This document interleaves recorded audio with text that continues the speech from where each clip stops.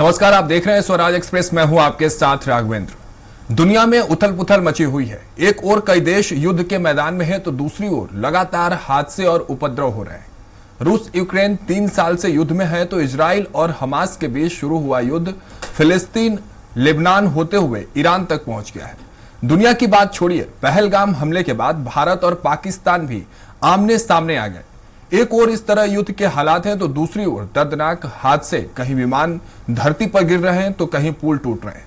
जब एक साथ ऐसी आपदाएं आए तो एक सवाल तो बनता है कि आखिर ये कुयोग क्यों बन रहा है। यकीन अशुभ ग्रहों की चाल का परिणाम है और इस आपदा काल से आखिर कब मुक्ति मिलेगी। आज इस कार्यक्रम में हम इन्हीं सवालों का जवाब जानने की कोशिश करेंगे। आपदा काल में भिड़ गए इजराइल और ईरान, आखिर ये क्यों हुआ और ये कैसे हो रहा है और कब तक चलेगा। भारत और पाकिस्तान भी भिड़ चुके हैं, आमने सामने हैं। 3 साल से रूस और यूक्रेन के बीच जंग जारी है। दुनिया में आखिर अमन और चैन क्यों नहीं है, यह भी अपने आप में एक बड़ा सवाल है। युद्ध है, कहीं हादसे नजर आ रहे हैं, कहीं उपद्रव तो कहीं हाहाकार। आखिर किन ग्रहों और किन नक्षत्रों की वजह से ये जो तमाम बड़े हादसे और आपदाएं जो हम देख रहे हैं, उनके पीछे कारण क्या और कब तक इन सब से निजात मिलेगा। चलिए, हमारे साथ इस खास कार्यक्रम में नमो नारायण व्यास, प्रसिद्ध ज्योतिषाचार्य उज्जैन से जुड़ रहे हैं। इसके साथ ही पंडित PS त्रिपाठी जी, ज्योतिषाचार्य रायपुर से हमारे साथ जुड़ रहे हैं और इसके साथ ही हमारे साथ जुड़ रही अपेक्षा राज, टैरो कार्ड रीडर। सबसे पहले तो आप सबका बहुत बहुत स्वागत है स्वराज एक्सप्रेस पर। सबसे पहले पंडित PS त्रिपाठी जी, आप तक मैं पहुंचना चाहूंगा और समझने की कोशिश करूंगा। ये जो कलयुग है, ये कालयुग बनते नजर आ रहा है PS त्रिपाठी जी, और कहीं ना कहीं ये काल आपदा काल में परिवर्तित होते नजर आ रहा है। अगर वार्षिक कुंडली की बात करें तो जैसे हम 2025 में प्रवेश करते हैं, आपदाओं का सिलसिला लगातार जारी है। त्रिपाठी जी, आखिर किस तरह से वार्षिक कुंडली क्या कुछ कह रही है 2025 की, और किन ग्रह नक्षत्रों की वजह से यह प्रभाव देखने को मिल रहा है? नहीं, देखिए क्या है, हमारे यहाँ थोड़ा विस्तार से थोड़ा समय दीजिएगा तो जल्दी आसानी से समझ में आएगा। 60 संवत्सर होते हैं, 60 संवत्सर होते हैं। उसमें 20 ब्रह्मा के, 20 विष्णु के, 20 शिव के। शिव माने डिस्ट्रॉयर।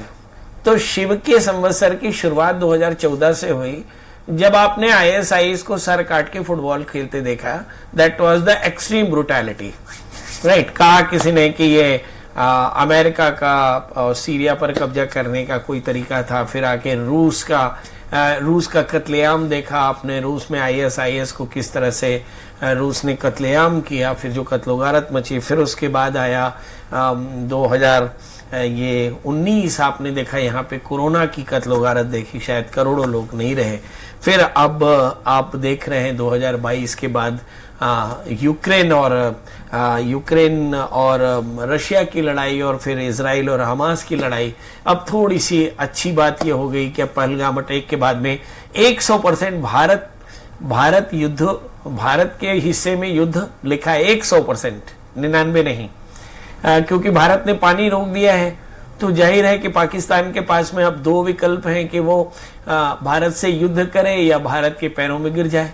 तो भारत के पैरों में गिरेगा तो भारत फिर 2 ऑप्शन रखेगा कि भाई पाक ऑक्युपाइड कश्मीर दे दो और फिर आप आतंकवाद छोड़ दो। तो ये दोनों ही काम नहीं हो सकते हैं। तो इसका मतलब ये है कि भारत के साथ पाकिस्तान का वॉर एस्केलेशन की संभावना 100% है। मतलब आप देखिए कि चीन के साथ ताइवान भिड़ना चाहता है, बांग्लादेश भारत के साथ भिड़ना चाहता है, पाकिस्तान भिड़ना चाहता है। देखिए, मैं चाहता हूं कि मूलभूत आधार वाली बात जरा सा दर्शकों को समझा दे कि आखिर ये दृश्य बन क्यों रहा है। ये युद्ध वाले लक्षण कहां से आधारभूत बात बता रहा हूं कि ये जो आप 2014 से जो सीन देख रहे हैं, ये 20 वर्ष यानी 2034 तक की लगातार स्थिति रहेगी, क्योंकि ये शिव विंशति है। अब दूसरी बात कि जब शनि राहु के करीब आता गया, तैसे तैसे हम देखते हैं कि वो भयानक परिस्थितियां आई। 1968 में ये परिस्थितियां थी, वियतनाम का युद्ध, जब मार्टिन लूथर किंग की मौत हुई। और हम लगातार इस बात को कह रहे थे कि मीन राशि में जो राहु और मीन राशि में शनि का जो ट्रांजिट आएगा वो सारी दुनिया में तबाही लेकर आएगा। 29 मार्च के बाद में आपने देखा कि लगातार म्यांमार में जो उपद्रव हुए और उसके बाद में पहलगाम में जो अटैक हुआ, अब जो यूक्रेन का एक्सकलेशन हुआ, फिर इसके बाद में ईरान में जो हमले हुए, ये कुल मिलाकर के ये दिखाई पड़ता है कि शनि के साथ में राहु, शनि का मीन राशि में राहु के साथ में बैठना और फिर उसके बाद में दो ग्रहणों का आना, ये सारी चीजें कुल मिलाकर ऐसी है जो आने वाले लगभग 3.5 साल तक पूरी दुनिया में उपद्रव, महामारी, प्राकृतिक आपदाएं, सामाजिक राग द्वेष, पड़ोसियों के साथ विद्रोह, इस तरह की परेशानियां दिखाई पड़ेगी। त्रिपाठी जी देखिए, कर्म को लेकर बात होती है कि जिस तरह से आपका कर्म होता है उसी तरह से आपकी भाग्य की रेखाएं चलती हैं, लेकिन यह भी होता है कि जैसे भविष्यवाणी की अगर हम बात कर लेते हैं तो जब हमारे पास आप जैसे और तमाम आप जैसे और भी ज्योतिषाचार्य हैं, आपको भविष्य का ज्ञान पूर्व में हो जाता है, तो क्या ऐसी कोई उपाय भी है क्या? क्योंकि जैसे लोगों की कुंडली की जब हम बात करते हैं, व्यक्तिगत किसी की अगर कुंडली हो उसमें अगर किसी ग्रह के विषय में जानकारी निकलती है तो उसका कोई ना कोई पूजा पाठ करा के उन ग्रहों को शांत करा दिया जाता है। तो क्या अगर किसी राष्ट्र की कुंडली की जब बात करते हैं, उनमें ग्रहों की दशा और दिशाओं की बात करते हैं, तो जब हमें पूर्व में उसकी अनुभूति हो जाती है, आप जैसे महान पंडित जब रहते हैं उनको अनुभूति हो जाती है, तो क्या कोई ऐसी व्यवस्था नहीं है क्या कि उसको भी शांत करा लिया जाए? क्योंकि ऐसे युद्ध और आपदा तो नुकसान ही राष्ट्र को पहुंचाते हैं। त्रिपाठी जी, मेरे ख्याल से मुझसे ज्यादा कृष्ण ज्ञानी रहे होंगे। वसुदेव सुतम देव कंस चाणूर मर्दनम देवकी परमानंदम कृष्णम वंदे जगत गुरु। जगत गुरु की उपाधि है, 16 कला अवतारी है, पूर्ण परात्पर ब्रह्म की उपमा दी गई। भगवान कृष्ण ने क्या महाभारत को नहीं जाना था?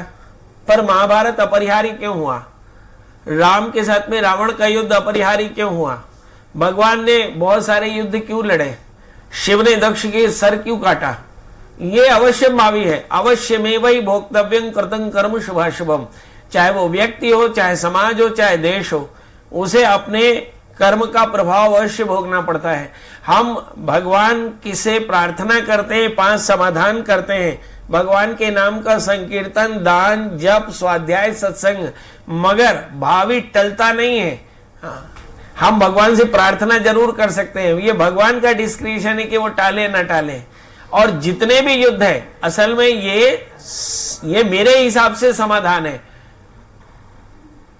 ठीक है त्रिपाठी जी, एक चीज और समझाइए, जिस तरह से ग्रहों का पूरा जो खेल है इसको लेकर कई लोग विश्वास करते थे, नहीं करते थे, लेकिन अभी जो हाल ही में हमने हादसा देखा, जो आपदा देखी हमने अहमदाबाद में प्लेन क्रैश के, उसके बाद कई पंडित सामने आए, कई ज्योतिषाचार्य सामने आए, उन्होंने कहा कि पहले से ही इसकी व्याख्या की गई है। जो पत्रा होता है, मैं अगर सही आपको पत्रिका के बारे में मैं बता पाऊं, शायद उसको पत्रा लोग बोलते हैं बोलचाल की भाषा में, उन लोगों ने कहा कि पहले से इसका अनुमान था इसमें। पंचांग जी, पंचांग जिसको कहते हैं उसको मैंने सुना कि किसी पंडित के ही मुखारबिंदु से मैंने सुना कि उसको पत्रा वो कह रहे थे, तो उनसे मेरी बात हुई, उन्होंने कहा कि पूर्व में ये सारी चीजें इसमें लिखित हैं। तो क्या ये सारी चीजें मतलब ऐसे हाथों को तो टाला जा सकता है कि नहीं टाला जा सकता है त्रिपाठी जी, जिनको हम पूर्व में जिनका हमें ज्ञान हो जाता हो? अरे मैं तो बोल रहा हूं कि भगवान कृष्ण को पता था कि महाभारत का युद्ध होना है, वरना भगवान कृष्ण ने अर्जुन को 12 वर्ष तप के लिए, अस्त्र शस्त्रों के लिए क्यों भेजा होता? तो भगवान को पता था इसके बाद में महाभारत युद्ध हुआ। अच्छा, महाभारत युद्ध में महाभारत युद्ध में भगवान स्वयं यदुवंशियों को खत्म कर देते हैं। यानी जो विनाश हो रहा है, अधर्मियों का विनाश हो रहा है, इस युग में भी यही मूलभूत बात यही है ना त्रिपाठी जी? कि यदा यदा ही धर्मस्य ग्लानिर्भवति भारतो अभ्युत्थानम धर्मस्य तदात्मानं सृजाम्यहम्। ये लिखा है कि ये धर्म की पुनर्स्थापना है और ये पूरी दुनिया में आएगा। ये वॉर एक्सकलेट होगा और धर्म की ही स्थापना हो रही है, आप चिंता मत करिए। ठीक है त्रिपाठी जी, आप तक हम फिर से वापस आएंगे एक नए सवाल के साथ और एक नई व्याख्या आपसे हम लेंगे, लेकिन हमारे साथ नमो नारायण व्यास जी, प्रसिद्ध ज्योतिषाचार्य उज्जैन से जुड़ चुके हैं, उनका भी बहुत बहुत स्वागत है। नमो नारायण जी, आप तक आवाज पहुंच रही है हमारी? तो नमो नारायण जी, आपसे भी हम वही समझना चाहेंगे, त्रिपाठी जी भी हमारे साथ जुड़े हुए, उनसे भी हमने यही सवाल किया और सबसे मुख्य सवाल यही है कि 2025 की अगर वार्षिक कुंडली की बात करें, क्योंकि जो दृश्य हम अपने आंखों के सामने देख रहे हैं इस वर्ष में आपदा का काल बना हुआ है, घटनाओं का एक लगातार सिलसिला जारी है, तो 2025 का आपके हिसाब से, आपके ज्ञान से, आपकी बौद्धिक क्षमता और आपका पूरा जो ज्योतिष विज्ञान है वो इस वार्षिक कुंडली पर क्या कुछ राय रखता है? कैसा भविष्य होने वाला है पूरे विश्व का? नमो नारायण जी। हेलो जी नमो नारायण जी, आपकी आवाज पहुंच रही है हम तक। सवाल अगर आपने सुन लिया तो, नहीं तो आप कहें तो मैं दोहरा दूं। हाँ, जय श्री महाकाल। ऐसा है कि इस वर्ष का जो स्वामी है, जिसे अपन राजा बोलते हैं, वो है सूर्य।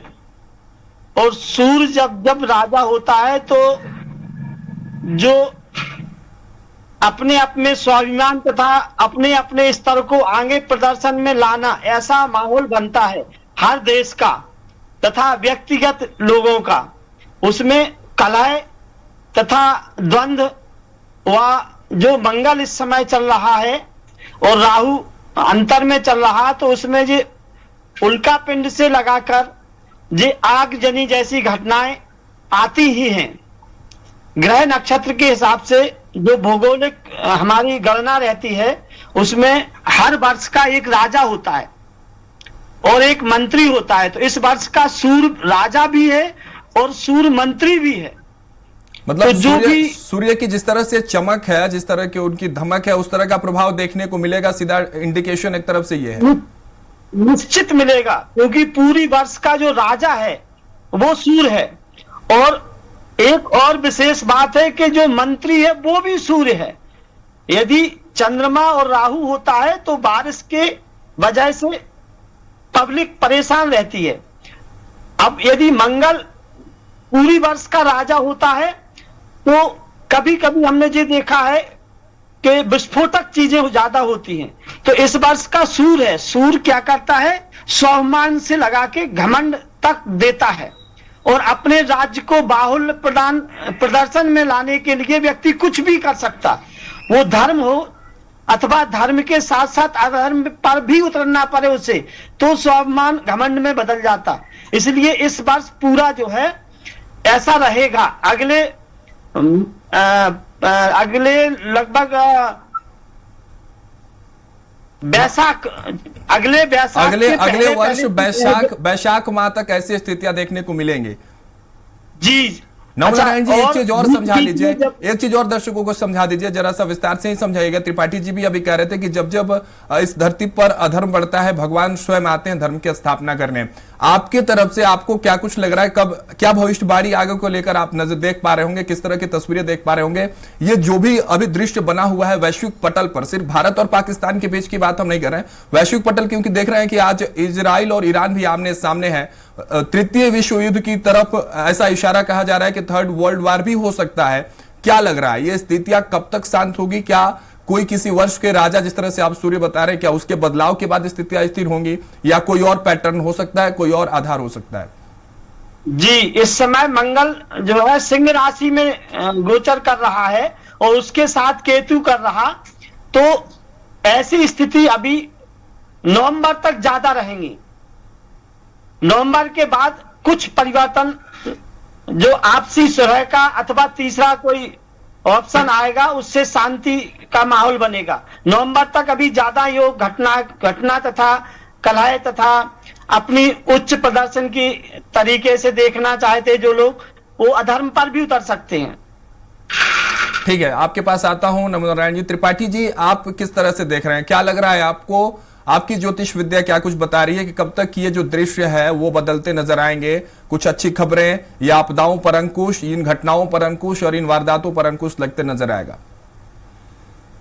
त्रिपाठी जी, देखिए, मुझे ऐसा लगता है कि अगला 8 वर्ष संघर्ष का है, मगर उसमें जो शुरुआती 3.5 वर्ष वो काफी ज्यादा संघर्ष के हैं। मतलब आने वाले 3.5 वर्ष पूरी दुनिया के लिए संकटकालीन है, इसमें कहीं कोई संदेह नहीं है। ठीक है त्रिपाठी जी, एक चीज और समझाइए, क्योंकि आम तौर पे लोग ये सारी चीजें नहीं समझ सकते हैं, आप लोग बेहतर तरीके से समझाते हैं। जब दो लोगों की राशियां सेम होती हैं, व्यक्तिगत तौर पे मैं बात कर रहा हूं, अगर दो व्यक्ति की दो व्यक्तियों की राशि जब सेम होती है, जैसे इजराइल और ईरान की बात करें तो दोनों की राशि, अगर मैं गलत नहीं हूं तो शायद मेष है, तो ऐसी मान्यता है, ऐसा कहा जाता है, और इसमें सच्चाई कितनी है कि जब दो देशों की राशि अगर सेम हो गई तो उनमें संबंध अच्छे होंगे, या ऐसी भी कोई बात है कि इन दो देशों में की राशियां अलग हो तो उनमें बेहतर संबंध हो गए? इसको लेकर क्या कुछ मान्यता है और सच्चाई कितनी है? दोनों लोग से मैं इस पर जवाब चाहता हूं। त्रिपाठी जी। देखिए, सबसे पहली बात तो मैं आपको बता दूं कि हम एक मान लेते हैं कि एक हवाई जहाज है, इसको मैंने राहुल कह दिया, और एक बैल है, उसको भी मैंने राहुल कह दिया, और कह दिया कि दोनों की राशि सेम है, और मैंने कह दिया कि जो हवाई जहाज का स्वभाव है वही वो राहुल का भी स्वभाव है, क्योंकि दोनों की ऐसा नहीं है। सच बात यह है कि जो ईरान है वो अलग समय में बना, इराक अलग समय में बना। ठीक है। जब इराक बना तो इराक की जन्म कुंडली बनी, इराक जब ईरान बना तो इराक की कुंडली बनी। इराक की कुंडली में जो चतुर्थेश, सप्तमेश, दशमेश, ये जो है ये उनकी राज्य की व्यवस्थाओं को तय कर रहे हैं। वैसे ही ईरान के भी दशमेश, सप्तमेश उसकी दशाएं तय कर रहे हैं। अभी आप दुनिया की छोड़िए, भारत और पाकिस्तान मूल तौर पे भारत का अंग थे, मगर अगर भारत, पाकिस्तान, बांग्लादेश को अगर हम देखें तो तीनों का भाग्य अलग है, क्योंकि बांग्लादेश का निर्माण अलग हुआ, पाकिस्तान का निर्माण अलग हुआ, भारत का निर्माण अलग हुआ। भारत ने 15 अगस्त 1947 12:20 में कर्क लग्न वृषभ राशि में अपना, वृषभ लग्न कर्क राशि में अपना स्वातंत्र घोषित किया, और वहीं पर पाकिस्तान ने 11:40 में अपना स्वातंत्र घोषित किया। पाकिस्तान का आज भी जो आधारभूत राजनीतिक जो व्यवस्था है वो बुलेट है, यानी वहां आज भी डिक्टेटरशिप है सेना की, और भारत दुनिया का सबसे बड़ा ब्यूरोक्रेट देश है, और इसके हिस्से में टुकड़ा हुआ बांग्लादेश आज परेशान है। तो ये तीनों का भाग्य एक नहीं है, जबकि ये तीनों ही भारत का हिस्सा थे। यानी ऐसे नाम या राशियों से कुछ ऐसा अंतर नहीं पड़ता है। आपने बड़ी सटीक तरीके से बताया कि आखिर कब वो स्वतंत्र हुए और वहां से उनकी कैसे राशि और कैसे उनकी कुंडली बनी। आपके भी विचार मैं चाहता हूं कि इस पर हो जाए। नमो नारायण व्यास जी, आपके क्या कुछ रहे हैं इस पर? जी, ऐसा है कि एक राशि में 4 चरण होते हैं। कभी कभी एक साथ 2 संतानें जब पैदा होती हैं तो उनकी सेम राशि होती है, परंतु उनके सेम गुण नहीं होते, क्योंकि इसमें सेम राशि से जरूरत नहीं कि उसमें स्वभाव भी वैसा हो। यह कभी कभी जो इनने इष्ट लगन तथा जन्म लगन कुंडली के आधार पर जो बताया है वो बिल्कुल सही है। उसमें और वो जो वर्ष आदि, महीने आदि का जो अंतर है उससे भी ज्यादा सेकंडों का अंतर होता है, और उसमें स्वभाव में परिवर्तन आ जाता। भले ही एक राशि हो पर उसके स्वभाव अलग अलग हो जाएंगे। ठीक है। कभी भी एक राशि एक साथ जन्म लेने वालों बच्चों के एक स्वभाव नहीं होते, ये हमने काफी अनुभव किया।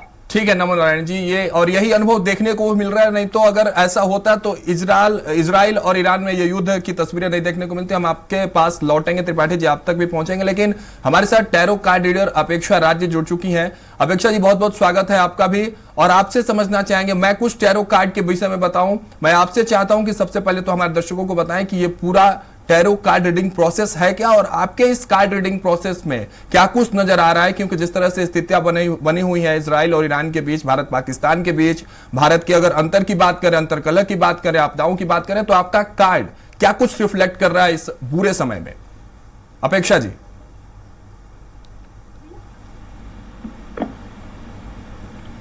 क्या आप मुझे सुन पा रहे हैं? बिल्कुल, आपकी आवाज क्लियर है, और मैं चाहता हूं कि आप अपनी तस्वीरें भी क्लियर करें कि क्या कुछ आपकी कार्ड की तस्वीरें क्लियर कर रही है इस पूरे विषय पर। देखिए, अभी जो इजराइल और एक मिनट, देखिए अभी जो भी हो रहा है इस साल में, रूस यूक्रेन का जंग, या फिर जो अभी अपने एयरप्लेन क्रैश हुआ है अपना अहमदाबाद में, ये सारी चीजें इस साल मंगल ग्रह की वजह से भी हो रही है। बिकॉज जो मंगल की एनर्जी है वो फायर एलिमेंट है। टैरो में हम लोग सब एनर्जी के थ्रू बात करते हैं, एनर्जीज को हम समझते हैं। इवन रीडिंग्स में भी हम एनर्जी ही देखते हैं, चाहे वो किसी व्यक्ति की हो, देश की हो, या स्टेट की हो, या बस हम एनर्जी के थ्रू ही हम आंसर देते हैं। तो अभी फायर एलिमेंट हमारा इस साल बहुत ज्यादा स्ट्रॉन्ग है, क्योंकि मंगल का साल है। एंड जितनी भी चीजें अब जो दुर्घटनाएं हम फेस कर रहे हैं as a country, as a city, fire, क्योंकि हर जगह आग लग रही है, जब क्रैश भी हुआ एयरप्लेन का जो क्रैश हुआ अहमदाबाद में, उसमें भी फायर हुई। रूस और यूक्रेन में भी जो भी जंग हो रहा है उसमें भी फायर आ रही है सामने। तो फायर विल बी देयर। ये पूरा साल हम लोग को बहुत संभल के रहना चाहिए। इवन जो नॉर्मल पब्लिक के लिए भी मेरा यही सजेशन है कि आप हनुमान चालीसा पढ़ के निकलिए। अगर आपको गुस्सा तेज आता है तो आप ठंडी चीजों का सेवन कीजिए, शिव जी का जाप कीजिए, क्योंकि अगर आप अपने फायर एलिमेंट को कामनेस में हमें लाना जरूरी है। युद्ध होने का रीजन भी ये है कि फायर यानी गुस्सा आ रहा है। अपेक्षा जी, एक चीज दर्शकों को समझाइएगा, क्योंकि काफी जो दर्शक होते हैं ये जरा सा मेस्ड अप होते हैं इन सारी चीजों में। उनको लगता है कि tarot card reading is kind of magic. उनको लगता है क्या इसमें भी is there any connection between ग्रह एंड कार्ड? का क्या कनेक्शन है, जरा दर्शकों को समझाइए, क्योंकि हमारे साथ ज्योतिषाचार्य जी लोग जुड़े हैं, वो ग्रहों पर बात कर रहे हैं। देयर इज नो मैजिक है इसमें। बेसिकली इंट्यूजन्स यूज होते हैं हमें जैसे जो टैरो रीडर होती है उसका कनेक्शन यूनिवर्स से कितना स्ट्रांग है, उसके इष्ट से कितना स्ट्रांग है। अगर वो स्ट्रांग कनेक्शन है तो रीडिंग कोई भी टैरो रीडर अच्छा दे पाएगा। सिर्फ कार्ड्स नहीं होता है, रीडर की एनर्जी भी होती है ना।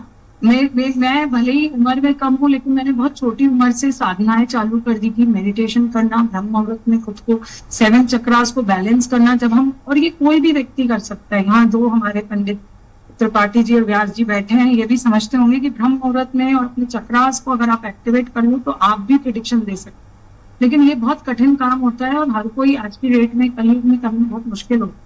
जिसकी आत्मा उस लेवल पे होती है, पिछले जन्म के कर्म भी होते हैं जिससे हमारा बचपन से रुझान पूजा पाठ की तरफ ज्यादा रहा। बल्कि हमारे परिवार ठीक है अपेक्षा जी, बिल्कुल ये एक सघन साधना की बात है। लेकिन अभी जो स्थितियां बनी हुई है, चाहे इजराइल और ईरान के बीच हो, चाहे पाकिस्तान और भारत के बीच हो, बेसिकली युद्ध पर जब हम बात करते हैं तो पूरा देश देख रहा है कि वर्ल्ड वॉर 3 की ओर ये इशारा कहीं ना कहीं कर रहा है। आपके कार्ड्स किस ओर इशारा कर रहे हैं? और एक चीज और, इसके साथ ही की स्थितियां कब शांत होते नजर आएंगी, अमन और चैन कब स्थापित होंगे? आपका कार्ड क्या कह रहा है इस विषय पर? देखिए अमन और चैन, देखिए अभी वर्ल्ड वार 3 का तो मुझे नहीं दिख रहा है। ये टेम्पररी है, क्योंकि कोई भी देश नहीं चाहेगा कि वर्ल्ड वार हो, क्योंकि सबके पास न्यूक्लियर बॉम्ब है। अगर ये होगा तो फिर दुनिया इस लेवल पे चली जाएगी। अब सोचिए, चीजें थोड़ी खराब है। जब तक कि ये ग्रह नक्षत्र, अभी जैसे प्लैनेटरी कंडीशंस भी देखे तो केतु भी आया है और मंगल के साथ में बहुत सारे प्लैनेटरी कंडीशंस चेंज हुई है। गुरु की भी कुछ हुई है, जो कंडीशंस, मुझे ज्यादा प्लैनेटरी नॉलेज नहीं है। लेकिन अभी जो प्लैनेटरी चेंजेस हो रहे हैं उसका इफेक्ट एनर्जेटिकली पूरे ग्रह पे होता है, लोगों के दिमाग पे होता है, हम सब पे। और टैरो के थ्रू भी मैं ये देख पा रही हूँ, थोड़ा टेम्पररी टाइम है, समय निकल जाएगा 1-2 महीने का, तो चीजें नॉर्मल हो जाए। पाकिस्तान और भारत के अलग अलग बात करें तो आपने यूज किया होगा, कार्ड्स आपने निकाली होंगी, क्या कह रहा है भारत के लिए कार्ड और पाकिस्तान के लिए? देख लेती हूँ, अगले 3 महीने में शांति आएगी क्या? भारत और पाकिस्तान के मध्य शांति आने वाली है 3 महीने? अभी अगले 3 महीने में कोई शांति का योग नहीं दिख रहा है। बिकॉज आप देख सकते हो स्क्रीन पे एक डेविल का कार्ड है और एक पुरानी अटका हुआ, जो हमारा पुराना इतने सालों का जो युद्ध चला आ रहा है हमारा पाकिस्तान से, वो पुरानी चीजों की वजह से हम पुराने ग्रजेस को निकाल रहे हैं। अभी कहीं ना कहीं खुन्नत रहती है हम लोगों के अंदर भी। तो अभी 3 महीने में तो शांति नहीं दिखेगी, उतार चढ़ाव दिखेंगे। जुलाई, अगस्त, अक्टूबर के बाद का मैं देखती हूँ, अक्टूबर के बाद शांति हो रही है। देखिए अक्टूबर के बाद थोड़ा सा पीस आएगा, बट स्टिल उतार चढ़ाव लगे बने रहेंगे, नेगेटिविटी बनी रहेगी, युद्ध के आसार बने रहेंगे, शांति इतनी इजीली नहीं आएगी। तो दर्शकों के लिए यही है कि आप मन में शांति बनाए रखिए। कुछ चीजें जब हमारे हाथ में नहीं होती तो हमें अपना पीस ऑफ माइंड और अपनी सेफ्टी और अपनी प्रेयर्स कीजिए। आप अपने भगवान को बोलिए कि हमारे जितने भी आर्मी ऑफिसर्स है, जितने कम से कम जानों का नुकसान हो, क्योंकि अगर कलेक्टिवली हम प्रार्थना भी करते हैं तो उसका असर बहुत अच्छा हो। ठीक है अपेक्षा जी, ठीक है अपेक्षा जी, बहुत बहुत शुक्रिया आप सभी का हमारे साथ जुड़ने के लिए। नमो नारायण जी आपका, अपेक्षा जी आपका, और त्रिपाठी जी आपका भी बहुत बहुत शुक्रिया। हमारे साथ आप लोग जुड़े, अपना कीमती समय दिया और दर्शकों को ये बात सही तरीके से समझाई कि किस तरह से ग्रह और नक्षत्रों का जो प्रभाव है वो देखने को मिलता है, चाहे वो राष्ट्र हो, चाहे कोई समाज हो, चाहे किसी धर्म का कोई व्यक्ति हो या व्यक्तिगत कोई व्यक्ति हो। बहुत बहुत शुक्रिया आप सभी का। तो देखिए ये काल आपदा काल में परिवर्तित होते नजर आ रहा है, इसलिए हमने आज कोशिश की कि आपके सामने टैरो कार्ड रीडर्स को लेकर आया जाए, जो भविष्यवाणी करते हैं, ज्योतिषाचार्य को लेकर आया जाए और हमने आज कोशिश यही की कि इन तमाम ग्रह नक्षत्रों का जो प्रभाव जिस तरह से वैश्विक पटल पर इनके वार्षिक कुंडली पर देखने को मिल रहा है उसको हमने विश्लेषण तरीके से आपको समझाने की कोशिश की। हालांकि देखने वाली बात होगी कि जिस तरह से ज्योतिषाचार्यों के द्वारा भविष्यवाणी की जा रही है कि आने वाले 1 वर्षों तक ये जो काल है वो देखने को मिलेगा, लेकिन इस बीच जनता से, आम जनमानस से यही अपील भी है कि ऐसे काल में अपने आप को संतुलित रखें, अपने मन के भीतर शांति को कायम रखने की कोशिश करें। और आने वाले समय में यह तय है कि जब ग्रह और नक्षत्र अपनी दशा और दिशा बदलेंगे तो पूरे मुल्क में वैश्विक पटल पर अमन और शांति भी स्थापित होगा। फिलहाल मेरे साथ इतना ही, आप देखते रहिए स्वराज एक्सप्रेस।